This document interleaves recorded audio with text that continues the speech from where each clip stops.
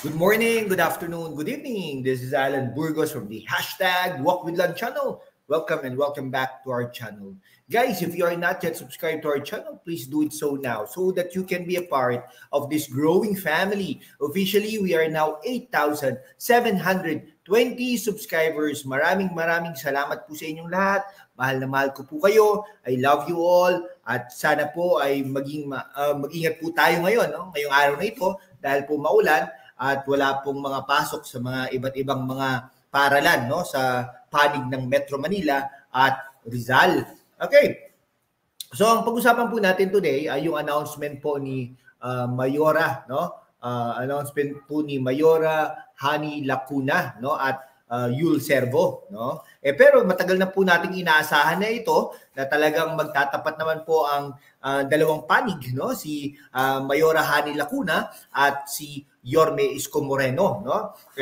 Ang Vice Mayor po ni Yorme Isko Moreno ay si Chi Atienza, no? Ang kay Lacuna naman ay ang incumbent at ang current Vice Mayor Yul Servo, no? Tatakbo na po sa re-eleksyon itong dalawang ito, no? Ang Mayora at ang Vice Mayor, no? Tatakbo muli sina Manila Mayor Hani Lacuna at Vice Mayor Yul Servo para sa re-eleksyon sa 2025 national and local elections, NLE. Pero ang tanong, manalo kaya sila kay Yorme Isko Moreno ngayon at nag-iikot na si Yorme Isko Moreno sa bawat panig ng Maynila.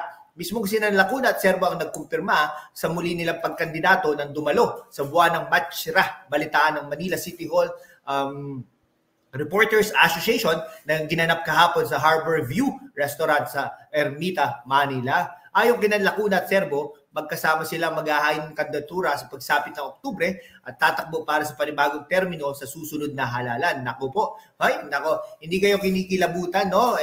Paano nyo pa? Dahil nagpahayag din ng kumpiyansa ang dalawang pinakamataas na opisyal ng lungsod ng muli silang pagkakatiwalang ihalal ng mga residente at walang pagpapalit ng pamunuan na magaganap sa lungsod. Tingnan natin, no? Dahil sa survey, tambak na tambak ka naman, Mayora.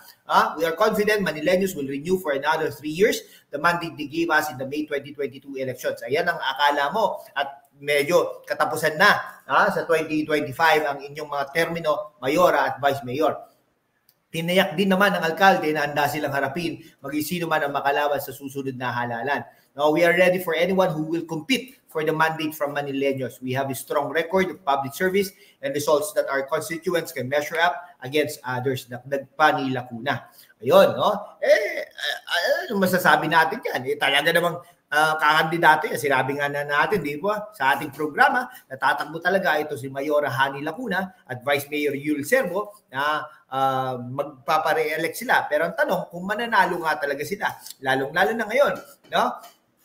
Talaga naghahanda na rin si Yorme Isko Moreno na tumakbo, no, bilang mayor at ibalik ang sigla ng Maynila.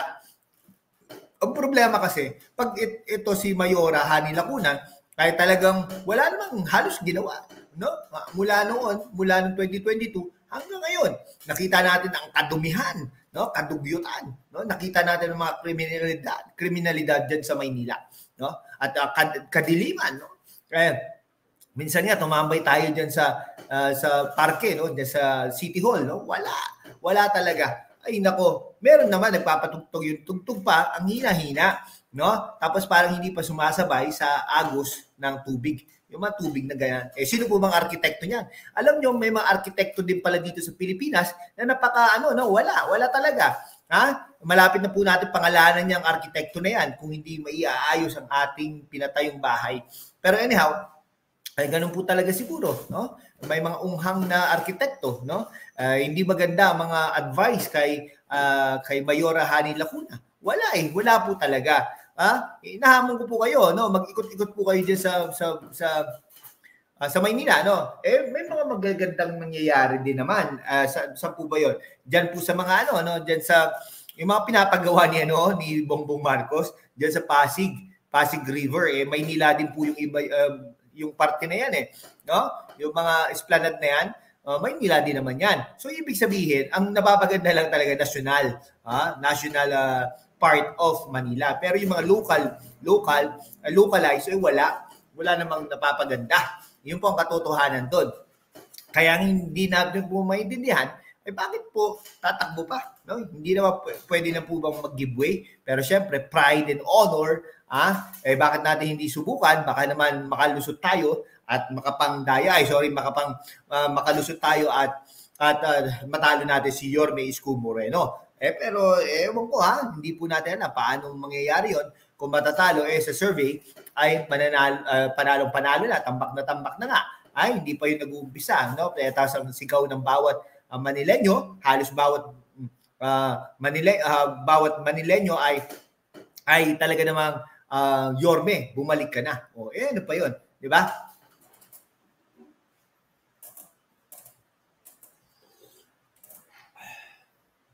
Ayan po Kaya po kayo po, mag-comment naman po kayo diyan.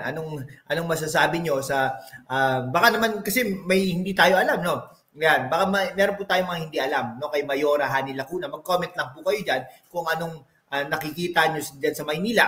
Anong maganda na gawa ni Hani Lacuna, Mayora Hani Lacuna diyan sa Maynila. Mag-comment lang po kayo diyan kasi para malaman din naman ng taong bayan kung ano po ba talaga ang nagawa ni Mayora Hani Lacuna. Kasi bawat ikot natin dyan, no? Bawat punta natin dyan sa Maynila ay nakaka-frustrate po dahil wala po talaga ang dumi, ang dugyot, no? Ang dugyot, lalo na yung papuntang Intramuros. Sige po, magano po kayo dyan, no? Maglakad po kayo dyan sa underpass dyan. Ewan ko lang, baka biglang pinaayos nung nung pumunta ako dyan. Nako, talagang umikot-ikot pa ako. Pumunta pa ako ng pumuntang City Hall, no? Para lang tapos pagkatapos tumawid pa akong dahil nga daw baha daw dun sa underpass diyan sa Lacson underpass ba 'yon? Yung banda doon, no? Tapos bumabaha din po diyan. Ano nangyari? Ano bang ginagawa nyo, no? Baka naman parte ng national yan. Hindi po natin masabi. Pero mga bandang no? Sa Tondo daw, Moriones, pinabayaan na yung fountain na pinagawa ni Yorme Isko Moreno, no? Yung mga eskwelahan, siyempre, pinagpapatuloy niya yan, pero parang wala namang mga bagong eskwelahan at mga major projects na ginagawa ang Mayora Hani Lacuna. Hindi po ba? Sabihin niyo po kung mali ako para tingnan natin kung tatama din po, di ba? Yung mga ganung parte ng buhay. Di ba? Ano pang natin? Sasabihin natin diyan, di ba? Ay, nako. Sige po, hanggang dito na lang po mga kaibigan ko Maraming salamat po sa inyong lahat. Mabuhay po kayo. I love you all.